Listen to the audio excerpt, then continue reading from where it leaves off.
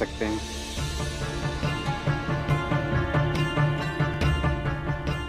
लेकिन क्यों? वो इसलिए क्योंकि ये सब लोग कर्ज के तले दबे हुए हैं।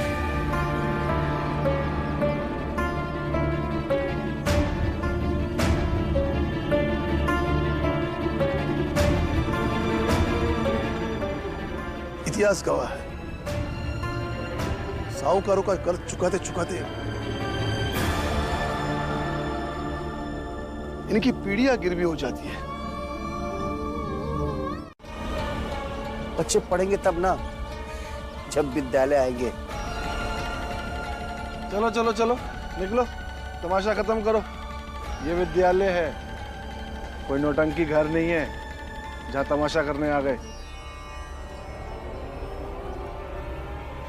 चल मंगेश।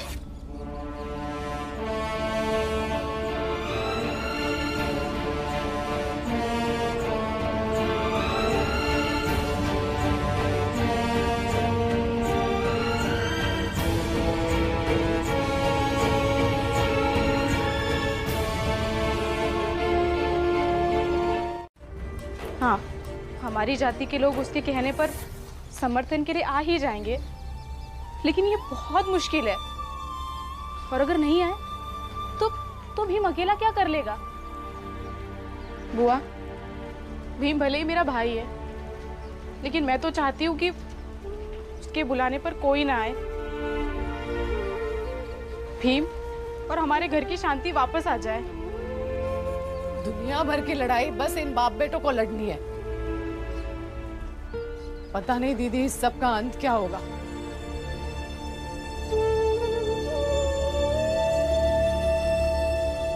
जाति चाहे छोटी हो या बड़ी, लड़कियों की हालत हमेशा वंचितों की तरह रही है।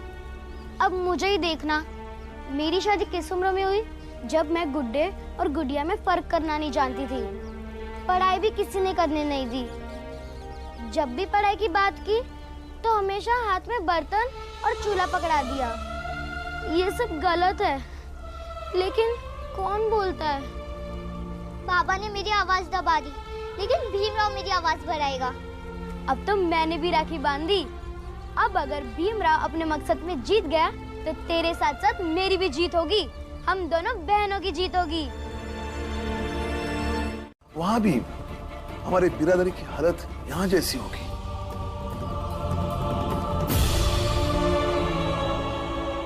भीमराव, अगर कोई तरीका होता ना कि जो आग तुम्हारे सीने में जल रही है वही आग सबके सीने में लगा देता तो काम हो जाता हमारा।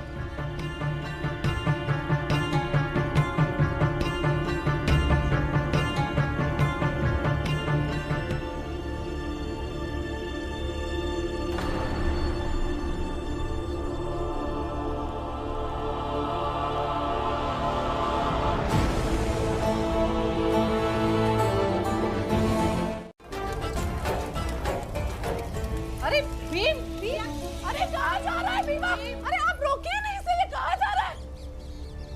पता नहीं।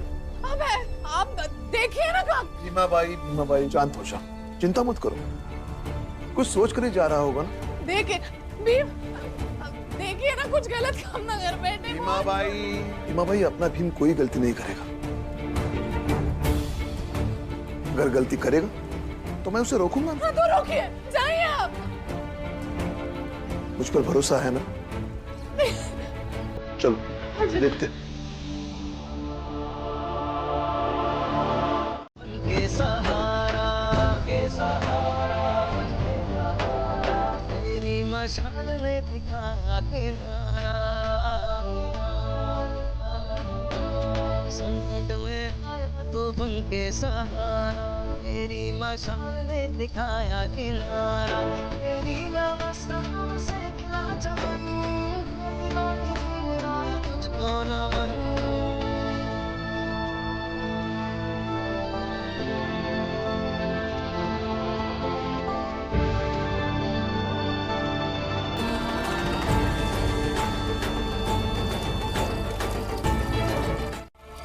मगर दो लकड़ियां लाकर इसमें डालते रहे।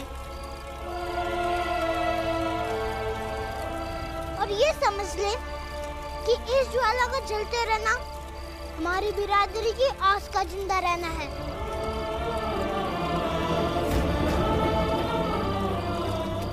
और मुझे पता है कि कोई इसे बुझने नहीं देगा।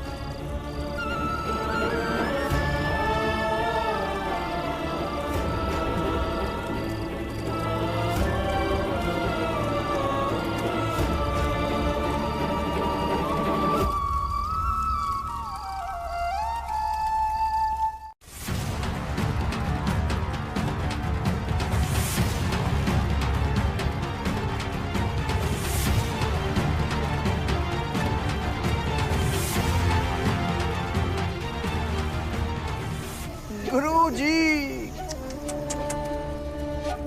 ये एक शिष्य द्वारा जलाया गया उसकी उम्मीद का अलाव है। ये एक शिष्य का संकल्प है जो उसके गुरु के रहते हुए कोई बुझा नहीं सकता है। लेकिन आप लोगों को इससे क्या मतलब?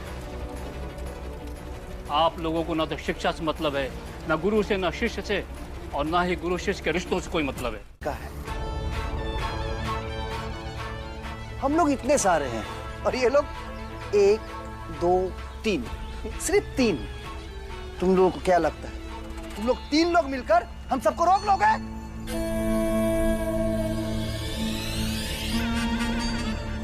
भाइयों, मुंह क्या देख रहे हो?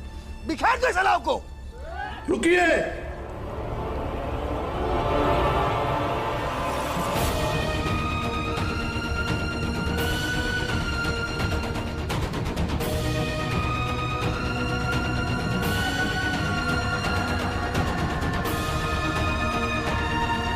आई बनकर और उसकी बुआ बनकर कभी उसके लिए चिंता करना और कभी खुश होना, ये हमारी नियति है।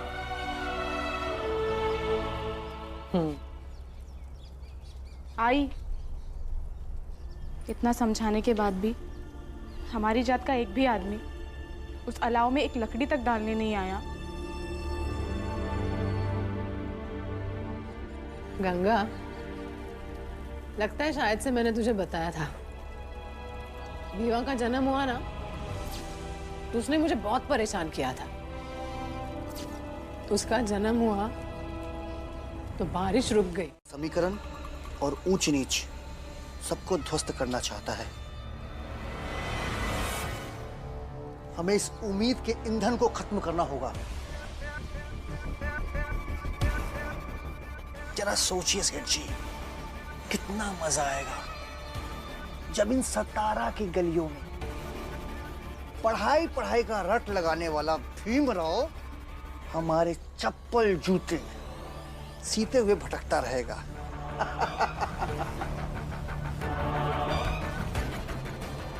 तब उसे उसकी औकात और जात का पता चलेगा। बड़ी समस्या है कि उम्मीद की बातें नहीं करेंगे। मैं तो कहता हूं सेठ जी, 1-2 दिन उनके मोहल्ले में बढ़िया खाना बंटवा दीजिए और बातों का ऐसा माहौल बना दीजिए कि उन्हें अपनी औकात और आपके एहसान और आपके ताकत का पता चले और उसके सामने भीमराव की शिक्षा का लौ अपने आप बुझ जाएगा। बिल्कुल सही कह रहे हो मंगेश, मुझे लगता है ये तरकीब सही रहेगी। हाँ भाई, मैं भी इस बात से सहमत हूँ। सुन लो सभी, आज से मैं इन सब बालों का पड़ोसी हूँ। चलो चलो, सब लोग खाना खा लेते। चलो चलो, उठो बेटा।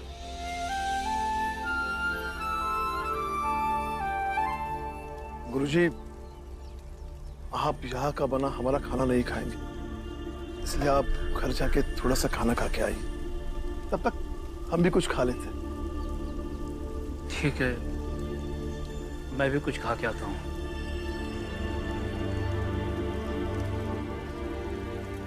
विवा, आजा खा ले। मेरा मन नहीं आई।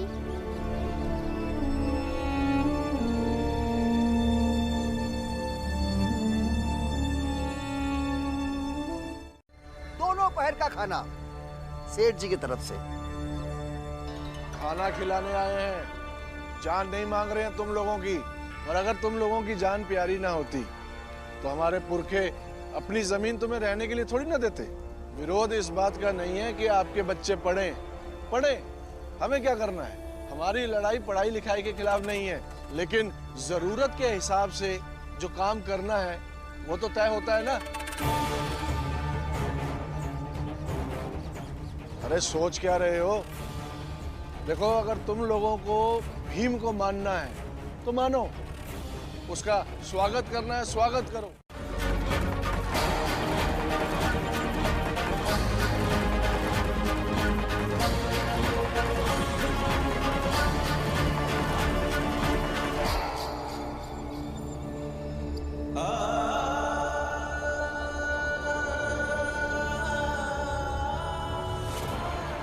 भूख से बच्चा मर जाएगा तो पढ़ाई लिखाई करके क्या करोगे?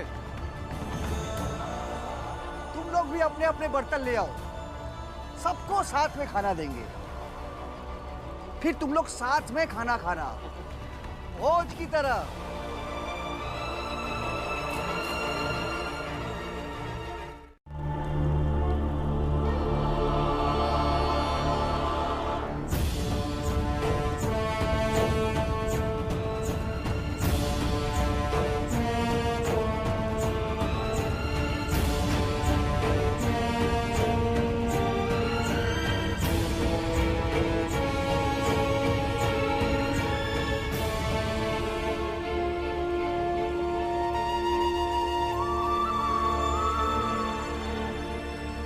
आप लोग इतने भोले हैं, आप लोगों के हाथों में खैरात की रोटी थमाकर भूख की मजबूरी खत्म होने का सपना दिखा दिया जाता है। किसी के यहाँ भी हमेशा अनाज नहीं रहता है। हम सब जानते हैं कि आपके घर में हमेशा मीठी रोटियां बनती रहती हैं, लेकिन हम लोगों को तो कभी कभी सूखी रोटी भी नसीब नहीं होती है। आपकी और हमारी ज़रूरतें अलग अलग है राम जी भाई।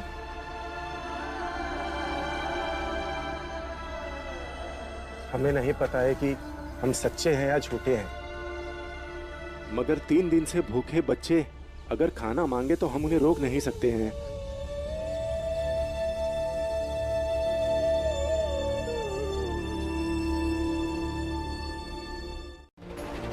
यकीन ना हो तो चल के देख लीजिए, भीमा काकी खाना लेके बैठी है।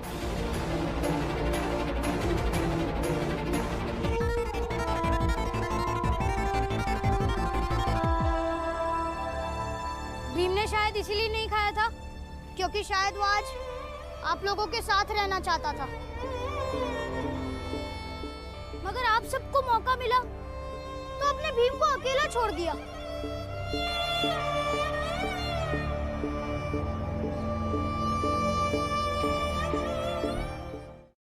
चल भीम यहाँ से।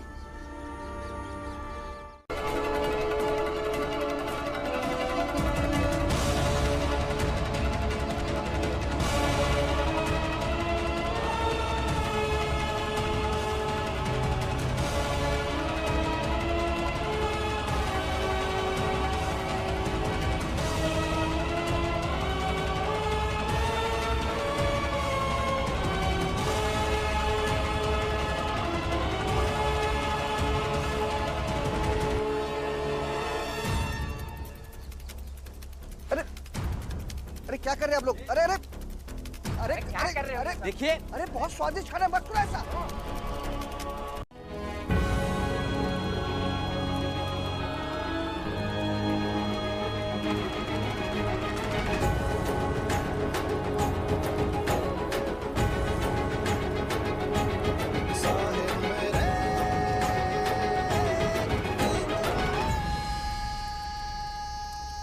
भीम, अब ये लो नहीं बुझेगी। हम सब बारी बारी इसमें लकड़ी डालते रहेंगे और आज हम इस विद्यालय के सामने ये संकल्प लेते हैं कि इस आग को अपनी बिरादरी के हर इंसान के दिल में जला के रखेंगे और आसपास के गांव में घूम घूम कर उन्हें ये बात अच्छे से समझाएंगे।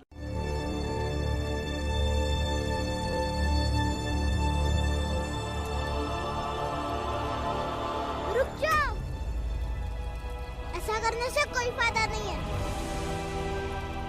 ऐसा मत करो वरना मैं इस लौ को खुद ही बुझा दूंगा।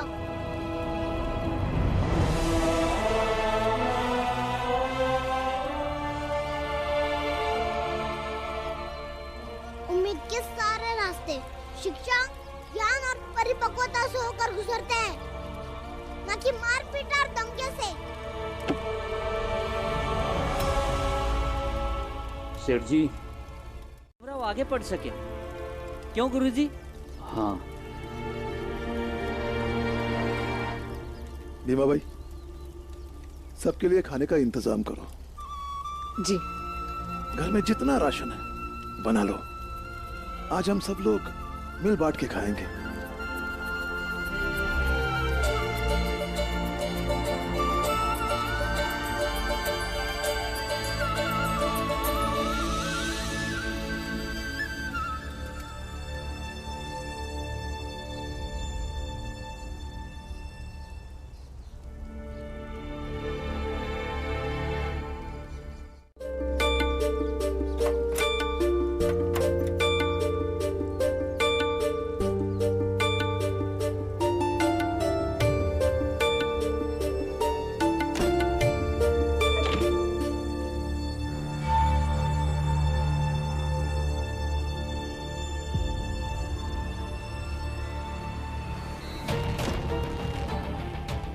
आज तो बस मिल ही जाए भाई खाता, सब नष्ट कर दूंगा, फिर देखता हूँ कैसे सूद मांगते हैं।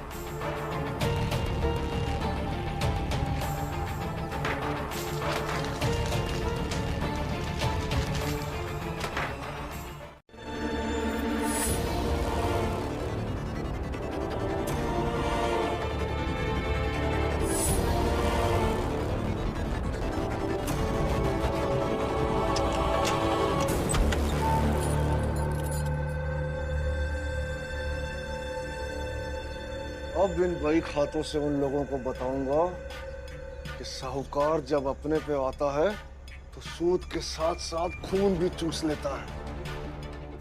भीमराव, तू इन लोगों का नायक बना फिरता है ना, यही लोग तुझसे नफरत करेंगे।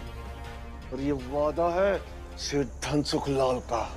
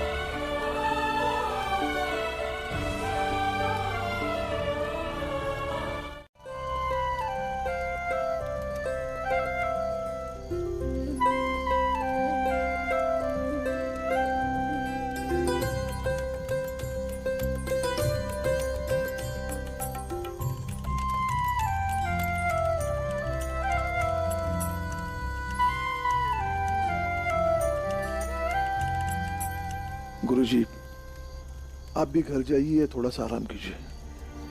हाँ, नमस्ते।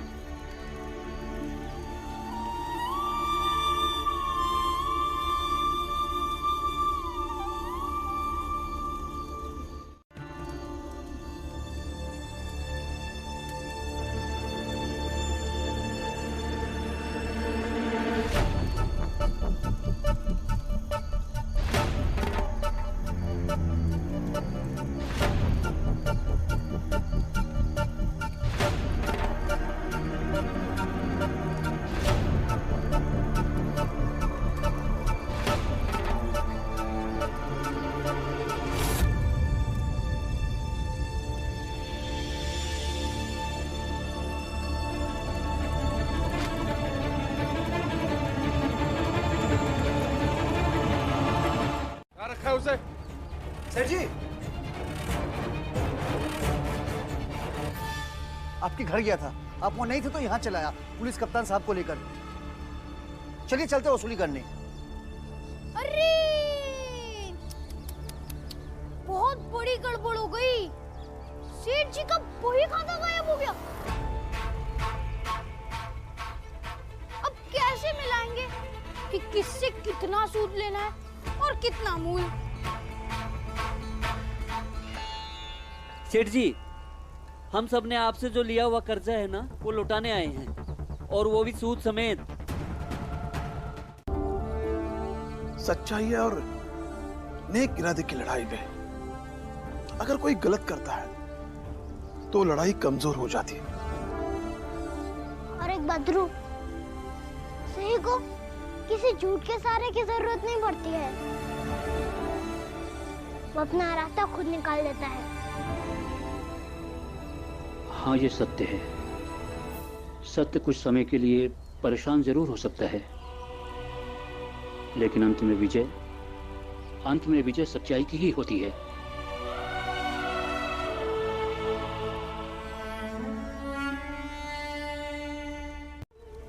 कि क्या सही है और क्या गलत है। ठीक है ध्रुव, अभी हम भी गांव-गांव जाते हैं और अपने लोगों को बताते हैं कि वो अपने बच्चों को पढ़ने भेजें। चल।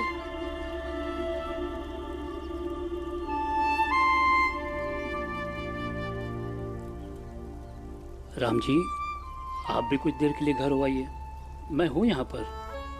लेकिन गुरुजी आप चिंता क्यों कर रहे हैं? मैं हूँ ना यहाँ पर। ठीक है गुरुजी।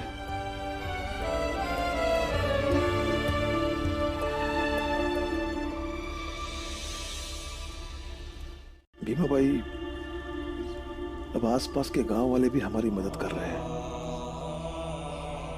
एक बार हमारे जात के बच्चे पढ़ने आए, फिर अंबेडकर गुरुजी कह रहे थे मैं ऊपर तक बात करूंगा। सच? और फिर दाखला भी हो जाएगा। अच्छी बात है। लेकिन आप अभी घर आ गए हो ना, तो बस आराम कीजिए, वहां की चिंता मत करना, सब ठीक हो जाएगा।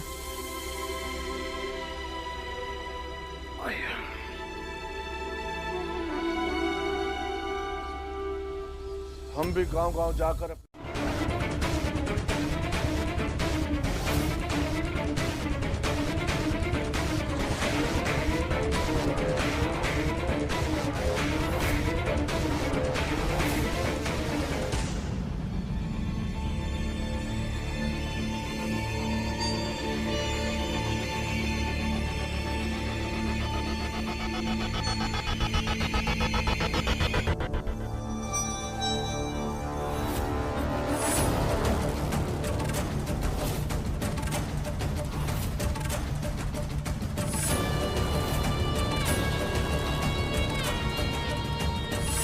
होती है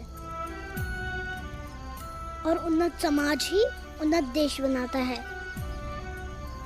और जब हम सभी पढ़ेंगे तभी इस समाज और इस देश की मदद होगी। हाँ हम पढ़ेंगे, हाँ हम पढ़ेंगे। ठीक है, अब हो गया।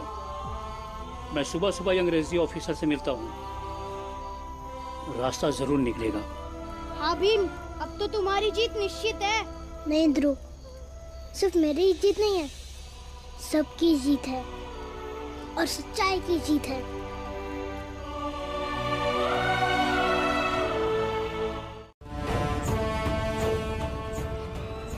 और मैं अच्छे से जानता हूं कि भीमराव को हार स्वीकार नहीं है, चाहे जो हो जाए।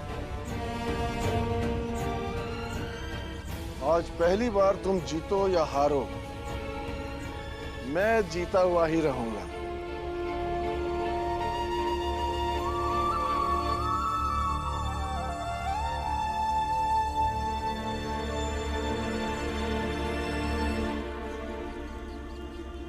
आइए ऑफिसर साहब, ये देखिए, इस विद्यालय में छोटी जात के बच्चों को पढ़ने नहीं दिया जा रहा है। इस इलाके की व्यवस्था आपके अधीनस्थ है। ये हमारी व्यवस्था को तोड़ने के लिए इसे विकास का नाम दे रहा है। ये एक जातिवाद लड़ाई है साहेब, और ये लड़ाई इसलिए हो रही है ताकि ये हमारी जगह पर बैठ सके। ये सब इनकी साजिश है। आप शांत रहिए, हम सुन रहे हैं। कप्तान साहब, इन्होंने घूम घूम कर सबको कहा कि कोई भी अपने बच्चों को भीम के साथ अगर पढ़ने के लिए भेज देगा तो उसका सूद और मूल दोनों का हिसाब देना पड़ेगा।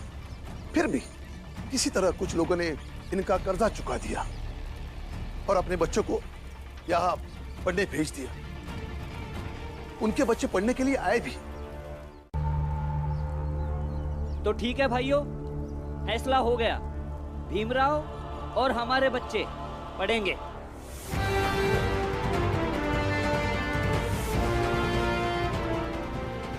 फिर चाहे हमें कोई काम दे या ना दे।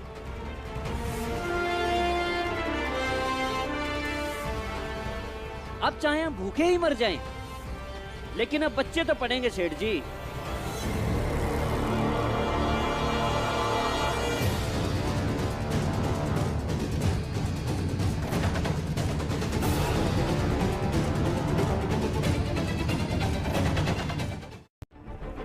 अब जाओ पढ़ो। हाँ, जाओ जाओ जाओ।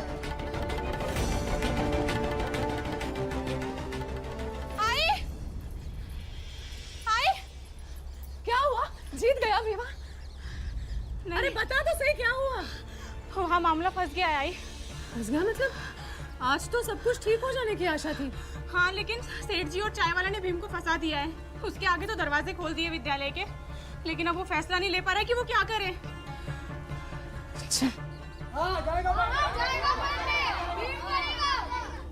पढ़ाई या काम सोच लो। पढ़ाई या काम सोच लो। सुना है तेरे पापा तुझे योद्धा कहते हैं, योद्धा। अरे कैसा योद्धा निकला तू, जिसने अपने लिए, अपनी पढ़ाई के लिए अपने ही लोगों को मार डाला। अब रोज रोज इनकी मौत का विजय पर्व अपने विद्यालय में प्रवेश करते समय मनाना। मैंने तुझसे कहा था ना भीमराव, कुछ भी हो जाए, कुछ भी हालात आ जाए, जीत मेरी होगी। देख, मैं जीत गया और तू हार गया। हार गया तू भीमराव, हार गया।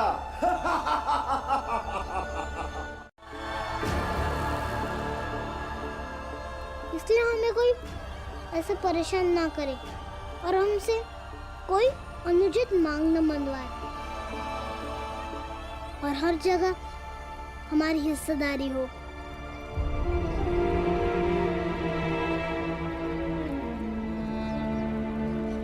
अगर हर जगह हमारा हिस्सा होगा तो हर जगह हमें समझा जाएगा।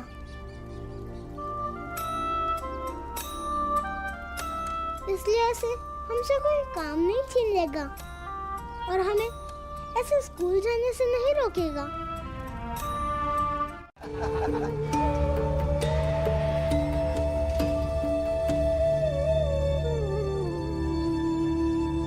आप जो कह रहे हैं उसका हक भी सबको मिलना चाहिए, लोगों में भेद नहीं होना चाहिए। और मुझे पता है कि आपसे ऐसा कानून नहीं बनेगा, तब मैं बनाऊंगा। राष्ट्र संविधान का है तू ही शिल्पकार, तूने ही सिखाया है समानता का सार। अपनी कलम से की है देश अर्चना, एक एक शब्द। और मुझे पता है कि ये बनाने के लिए मुझे बहुत पढ़ना होगा। उनका जीवन कितना कठिन है। अंबेडकर गुरुजी, कीड़े पड़ेंगे आपको, कीड़े। अरे कैसे आदमी हो आप? भगवान से तो डरो। आप उन लोगों की तरह जीने बोल रहे हो जिनकी परछाई से हम दूर भागते हैं। आपको पता है वो ऐसे क्यों जी रहे हैं? ये उनके पिछले जन्म का पाप है। वाह, आप लोगों ने तो अपने भगवान को भी अपने जैसा ही बना लिया। वो भी वैसा ही सोचता जैसा आप लोग सोचते हैं। क्यों?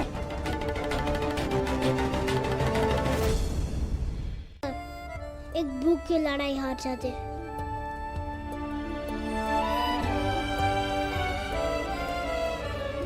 और फिर मैं अपनी आई को क्या मुंह दिखाता? फिर आई सोचती कि उसका बेटा एक छोटी सी बात नहीं समझ पाया।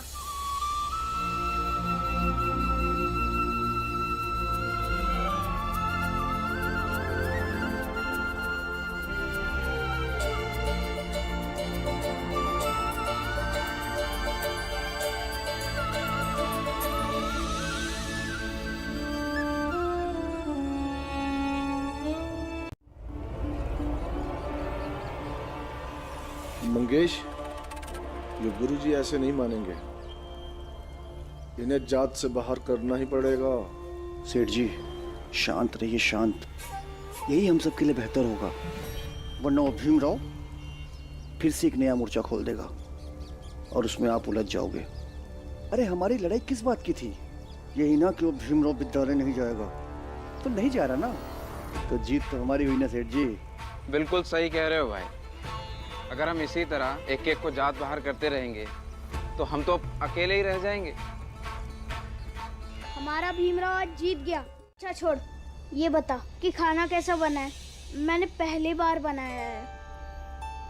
झूठ नहीं बोलूंगा, बना तो बहुत खराब है,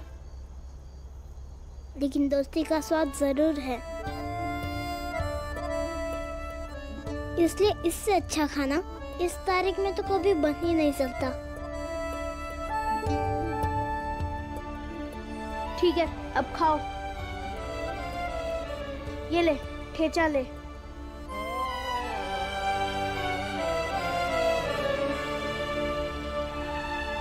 जब हम माओ में थे तो हमारे पास सब कुछ था।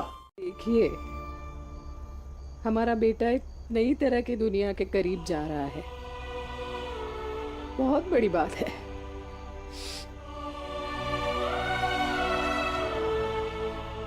भीमा भाई, भीम की पढ़ाई के साथ साथ ध्रुव के रोजगार का भी कुछ देखना पड़ेगा।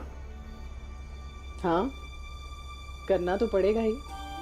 जिम्मेदारियों से कंधे मजबूत हो जाते हैं और पिता के मजबूत कंधे बच्चों के लिए अक्सर प्रेरक होते हैं।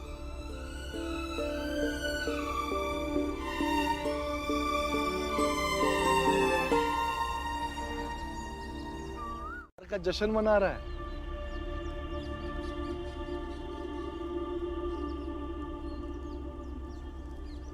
सेठ जी, आप हमेशा जीत और हार की बातें सोचते हैं क्या? चल ठीक है, नहीं सोचता। देखो भीमराव, ये जो तू हक और न्याय का झंडा लेके घूम रहा है ना, ये मत कर। इससे क्या है ना कि गांव का माहौल खराब हो रहा है। हाँ, अगर इसके बदले में तू चाहे तो मैं तुझे कुछ पैसे दे सकता हूँ। दूं क्या? अरे वाह, मुझे अकेले देखने लगे तो सदा देने लगे। लेकिन मेरी आत्मा मेरी तरह जिंदा है। जब मैं कुछ सही काम करता हूँ तो वो खुश होती है, और कुछ गलत करता हूँ तो वो दुखी होती है। और ऐसे में अकेले अकेले लड्डू खा रहा हूँ, मैं अपनी आत्मा को दुखी भी तो नहीं कर सकता ना। तेरी भलाई के लिए तुझे समझा रहा था, नहीं समझ रहा? मत समझ। जैसे तुझे विद्यालय जाने से रोका है ना, ऐसे ही तेरी जिंदगी में जहां जहां तू जाएगा हम सामने आएंगे और तुझे रोकेंगे। देखते हैं तू क्या कर लेता है। सेठ जी, लड्डू तो खाते जाइए, लीजिए। हाँ?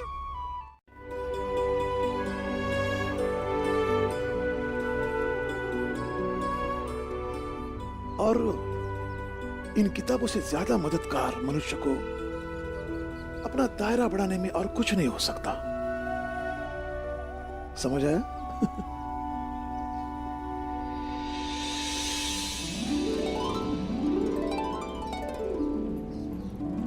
सब तेरी किताबें, ले कितना पढ़ना चाहता है पढ़।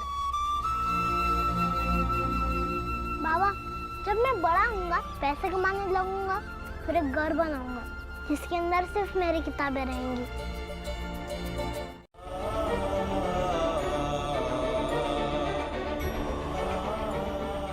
लेकिन मैं इसी जूते चप्पल को सिलने का काम करूंगा,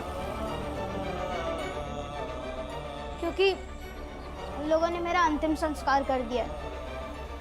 और ये नया प्राणी अब ध्रुव सकपाल है, जो अपनी मर्जी से जिएगा, उनके बनाए नियम की धज्जियां उड़ाते हुए।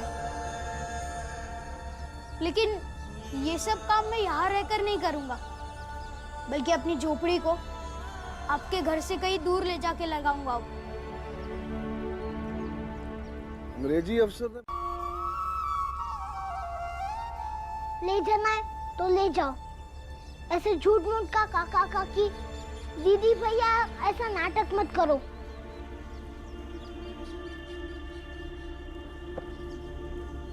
माफ कर देना भीम, क्यों इतना गुस्सा होता है?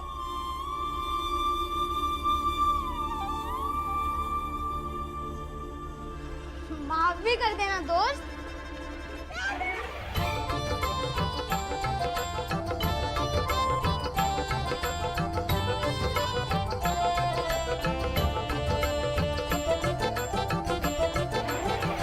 खुशी मिलती है जब जब सेठ जी जैसे लोग इसका रास्ता रोकेंगे, तब तब इन्हीं किताबों से बीच होकर ये रास्ता निकालेगा। मुझे विश्वास है। चलिए खाना लगाती हूँ, तब तक सोने दीजिए इसे।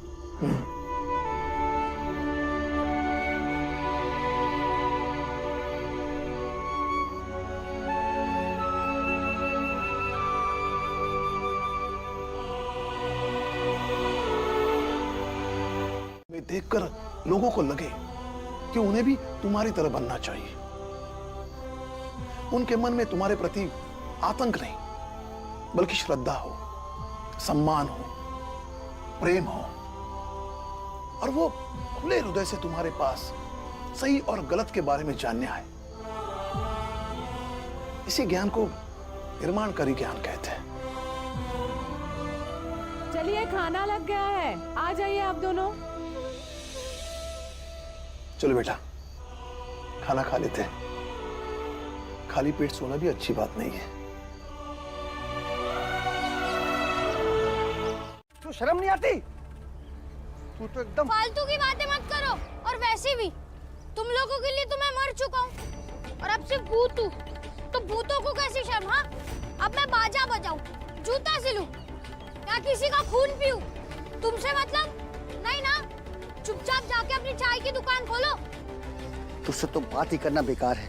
सेठ जी का तो तकदीर ही खराब हो गया है। अरे फिर जाओ ना। भीमराव, भीमराव, क्या हुआ गुरुजी? बताइए तो। कल जो दूसरे गांव के विद्यालय में मैंने पढ़ाई के लिए अर्जी दी थी ना, आज वहां से संदेश आया है। मैं वहां पढ़ा सकता हूँ। वो मेरी दुकान का आज पहला दिन है। मैं भीमराव जितना पढ़ने में तेज तो नहीं हूँ कि पढ़ाई में नाम कमाकर आपको गुरु दक्षिणा दे पाऊंगा, लेकिन शिष्य तो हूँ ही ना गुरुजी, और श्रद्धा भी दिल में उतरी ही है। दीजिए ना चप्पल, मैं अभी चमका देता हूँ। गुरुजी दे दीजिए। हाँ गुरुजी, दे दीजिए।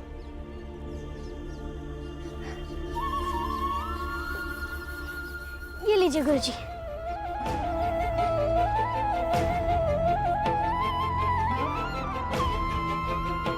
ये बता रहा था ध्रुव कि भले ही मैं अम्बेडकर गुरुजी के बाद से पढ़ नहीं पाया, लेकिन उनकी सिखाई हुई बातों का सहारा लेकर मैं जीवन जीऊंगा। और आपके दिए हुए ज्ञान को मानते हुए कि कर्म ही पूजा है, तो मैं अपनी पूजा में बैठ गया हूँ गुरुजी। ध्रुव, तुम सही कह रहे हो। सारा ज्ञान हमें किताबों से नहीं मिलता है। हम अपने आसपास की चीजों से भी बहुत कुछ सीख सकते हैं, बशर्ते कि हमारी आंखें खुली हो और मन खुला हो। जी गुरुजी।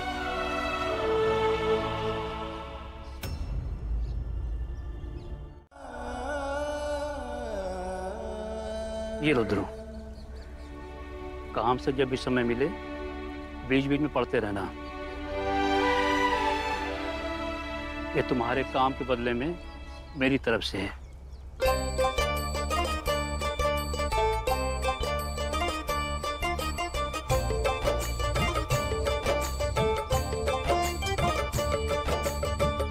जात न पूछो साधु की, पूछ लीजिए ज्ञान, मोल करो तलवार। चल बिन, मुझे काम पर भी जाना है। तुझे पता है तू जो ये काम कर रहा है, इससे इस भीमराव की तरह गरीब का गरीब ही रह जाएगा। वो तेरी शादी वादी भी नहीं होगी। ऐसा है पुराने पिताजी कि मैं आपको जानता तो हूँ नहीं और अनजान आदमी से मैं ज्ञान नहीं लेता। अब जाइए, अपना काम करिए, मैं अपना करता हूँ। जाइए। अच्छा, कभी चप्पल चमकानी हो ना तो आ जाना दुकान पे। और वैसे भी मैं अपने ससुराल से अकेली आती अकेली जाती हूँ ना, तो मैं अकेले चली जाऊंगी।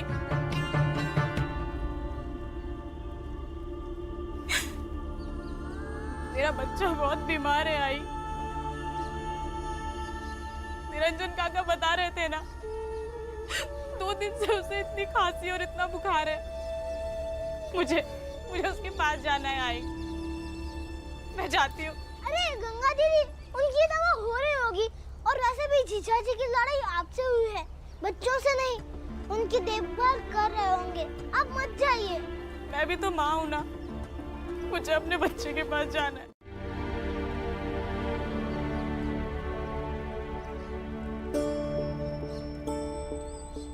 ठीक हो जाएगा, चिंता मत करना। आप भी अपना ध्यान रखना। जा जा जल्दी जा जा।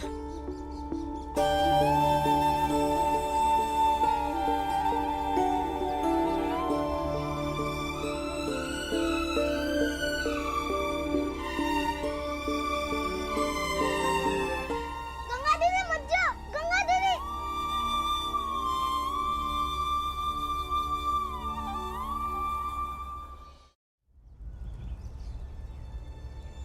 आई और उनका पति चाहे उनके साथ जो व्यवहार करे, उनको वो सहना पड़ता है और उन्हें उससे घर में रहना पड़ता है। ऐसा क्यों है? भीम बेटा, औरत का जन्म सेवा करने के लिए ही होता है। ससुराल की सेवा, पति की सेवा, सास की सेवा, ससुर की सेवा, और यही करने से तो उसे परलोक में जगह मिलती है। ये सब आपको किसने कहा बुआ? लोगों ने बाबा को आपसे बात करते हुए देखा है। आप दोनों एकदम दोस्त लगते हो। तो फिर आप दासी कैसे हो गई? सारे लोग तेरे बाबा की तरह नहीं होते बीवा। लेकिन आई, हर औरत को मेरी आई जैसा जरूर होना चाहिए, जो अपने पति के साथ दोस्त की तरह रहे, दासी की तरह नहीं।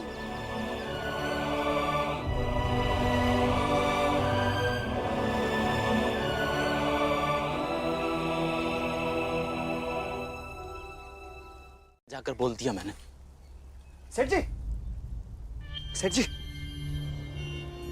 गंगा ससुराल के लिए निकल गई है। उसके साथ बाला है, लेकिन पता चला कुछ दूर तक ही जाएगा। अब मजा आएगा। राम जी सकपाल, तू अपने बेटे को महान बनाने चला है और मैं तेरी बेटी को गर्त में डालने चला हूं। अब तय कर ले, बेटा चाहिए कि बेटी? गुरुजी, गुरुजी, गुरुजी।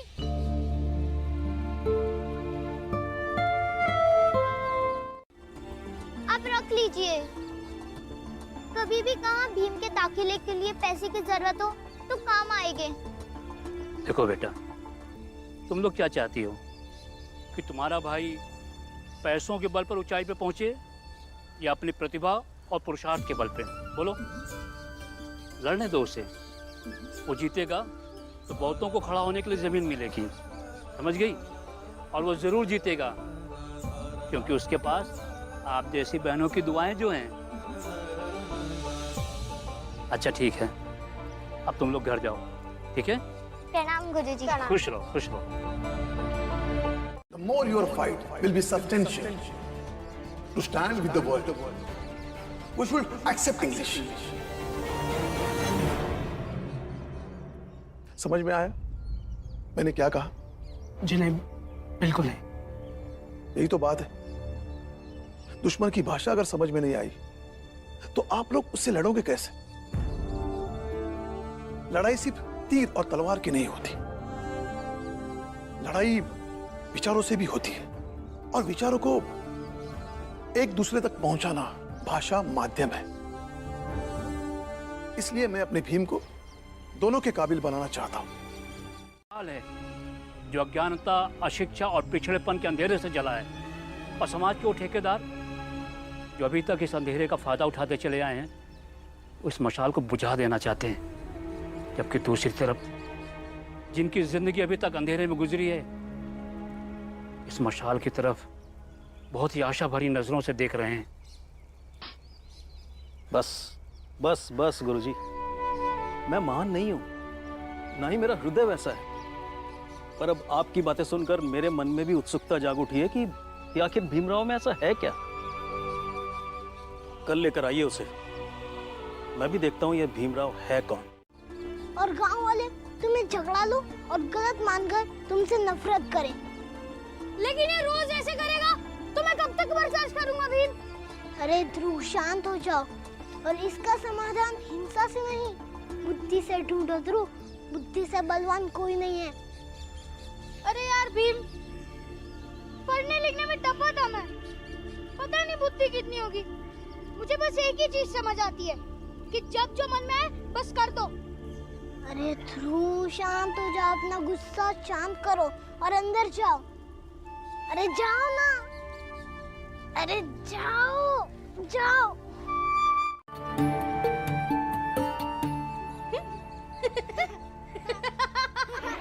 अरे भीम, ये तो जादू हो गया।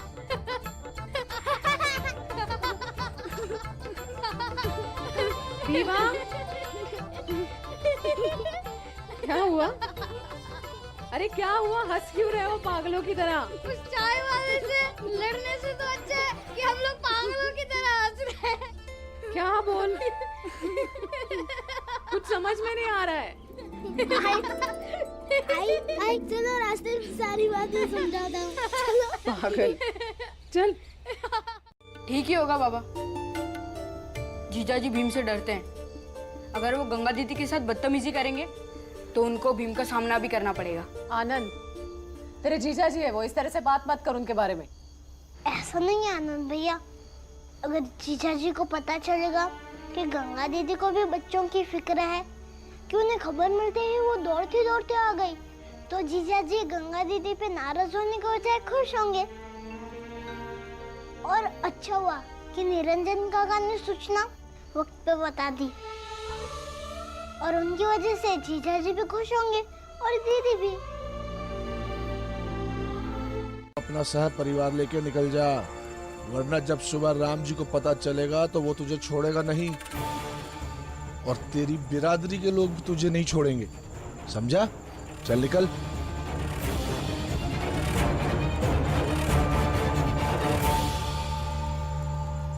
अब गांव छोड़ने के अलावा और कोई चारा भी नहीं है सेठ जी। लेकिन एक बात अच्छी तरह समझ में आ गई है, जब भी भीम पढ़ने की बात करता है आप सब लोग मिलकर उसे रोकते हैं। क्यों?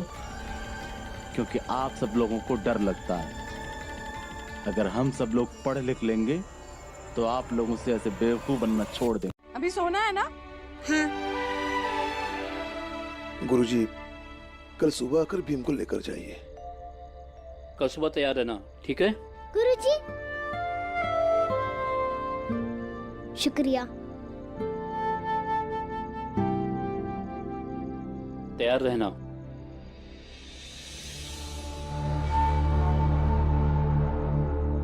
गुरुजी, कल सुबह तो होने दीजिए, तमाशा ही कुछ और होगा। तमाशा कुछ ऐसा होगा ना कि आप इस भीमराव को विद्यालय ले जाने की कोशिश ही नहीं करेंगे।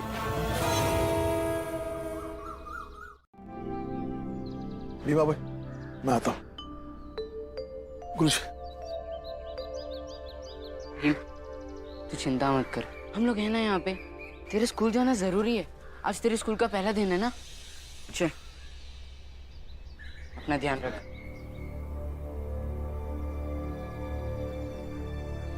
निरंजन भाऊ झूठ नहीं बोलेंगे हमसे,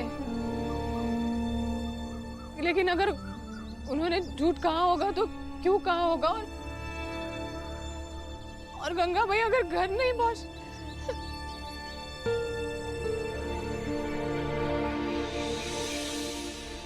मैंने गांव से दूर भेज दिया है। मेरी बेटी कहाँ है बताओ? बताओ। पीछे पीछे जाके, वरना बेटी की लाश भी नहीं मिलेगी। पीछे पीछे हट, पीछे।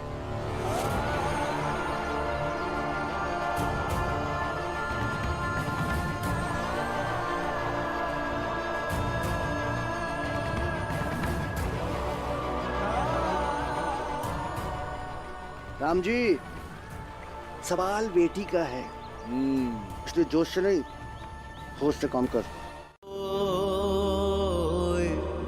माली सींचे सौ घड़ा, रुत आए फल हो। क्या हुआ राम जी, क्या बात है? कुछ नहीं गुरुजी, कोई बात नहीं है, आप विद्यालय जाइए।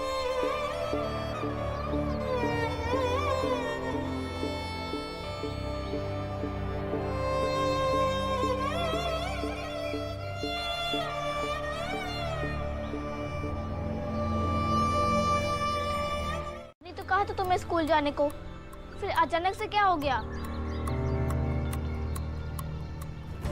इस घर में हर रोज नया नाटक होता है।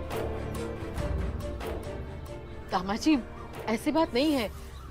भैया गए हैं ना गंगा को ढूंढने, तो कुछ तो ऐसा हुआ होगा कि वो डर गए होंगे और कुछ सोचकर ही उन्होंने कहा होगा ना भीम को कि घर जा और सब लोग घर में रहो। कुछ और बात लग रही है मुझे। तुम सब लोग घर पे ही रुको, मैं आती हूँ। कोई घर से बाहर नहीं जाएगा। अब भाभी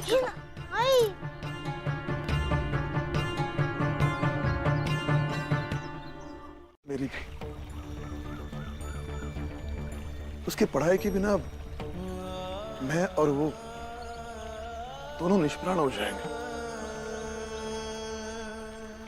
देखिए, आप लोग ऐसा मत कीजिए। हम ऐसा ही करेंगे। सुबह तक का वक्त है तेरे पास, सोच ले। और भीमराव को मत बताना, वरना वो मुंह उठा के आ जाएगा सवाल जवाब करने। और ये बात तय है राम जी कि उसके सवाल जवाब के बदले उसकी बहन को ठिकाने लगा देंगे, याद रखना।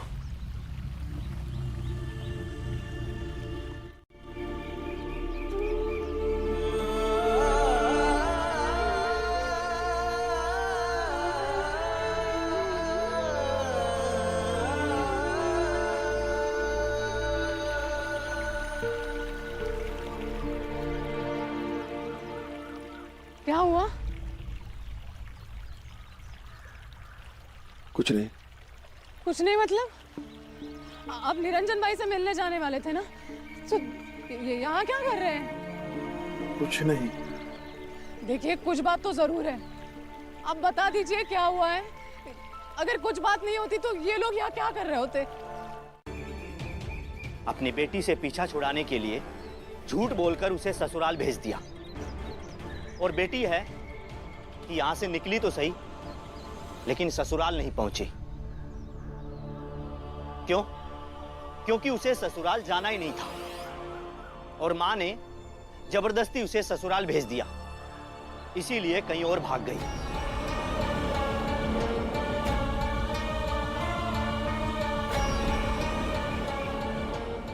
जी माफ कीजिए, ये सब मेरी गलती है।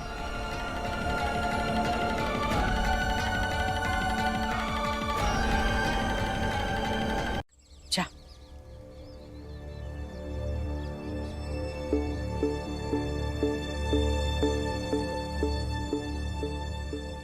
भाभी, क्या बात है? निरंजन से झूठ बोलने के लिए तू नहीं कह सकती है, वो मुझे पता है। सच क्या है वो बता।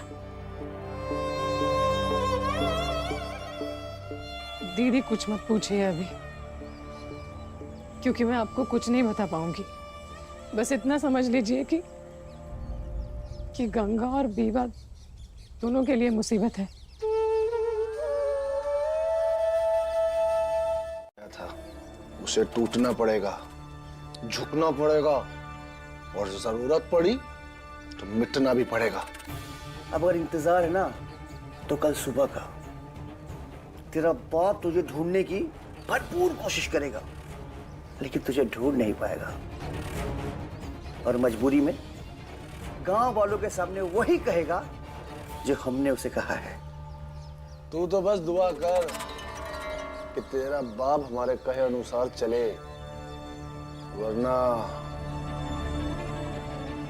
हमें तुम्हें बेचना पड़ेगा।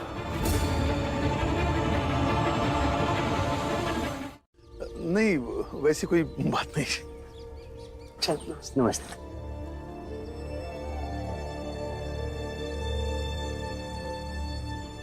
मेरे पास एक ही उपाय है। मैं किस तरह गंगाबाई और निरंजन को ढूंढ लूं,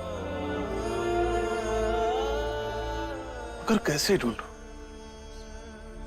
लंबा मार्ग दूरी घर, लंबा मार्ग दूरी घर, बिकट पंख। अब क्या करेंगे?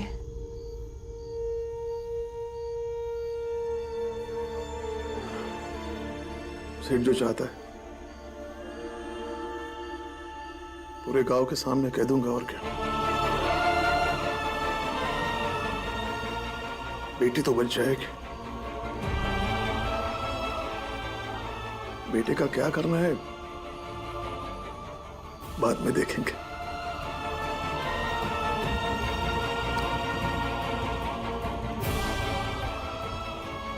भाई, हम हमारे अंतिम सांस तक यही कोशिश करेंगे, लेकिन एक बाप होने के नाते भीम की पढ़ाई से ज्यादा मेरी बेटी की जिंदगी है, उसकी आजादी है।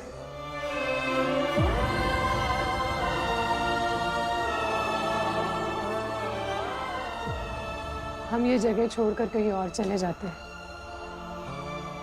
सातारा से आगे भी तो दुनिया है,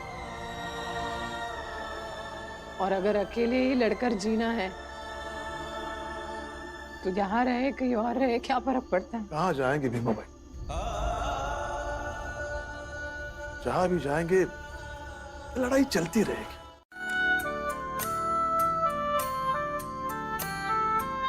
मुझे मेरे परिवार पर गर्व है मेरा। यही हमारी एकजुटता हमें हर मुसीबत से बाहर निकालती है। हर लड़ाई हम जीत जाते हैं। हम एक साथ हैं क्योंकि हम सच्चे हैं, और हम जीत जाते हैं क्योंकि हमारी लड़ाई झूठ और पाखंड के खिलाफ है।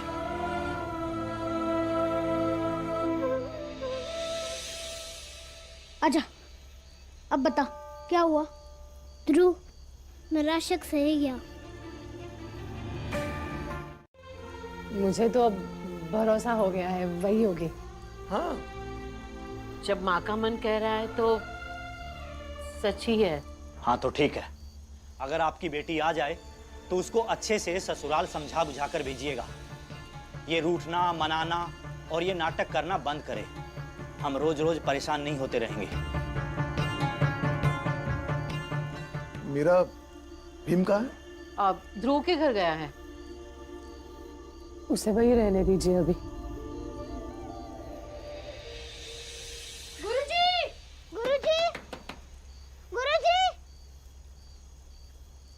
दीदी की फिक्र है, तभी तो रोक रहा हूँ ना। ध्रुव, पहले गंगा दीदी को आजाद करेंगे, और उन्हें सिर्फ मैं ही आजाद कर सकता हूँ, अपनी पढ़ाई छोड़कर।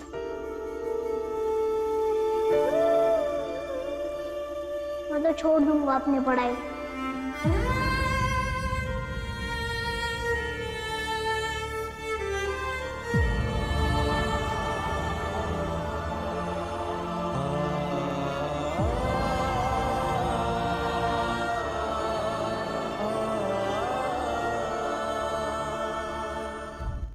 उनसे बहस करना चला जाएगा। और अभी बहस का वक्त नहीं है, क्योंकि तुम्हारी दीदी सेठ जी के कब्जे में है।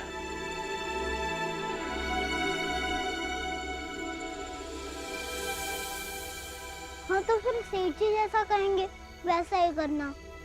जब गंगा दीदी घर वापस लौट कर आ जाएंगी, मैं उन्हीं सेठ जी से कहूँगा मुझे विद्यालय में पढ़ने की जरूरत नहीं है। मेरे बाबा ने घर में विद्यालय खोल दिया है।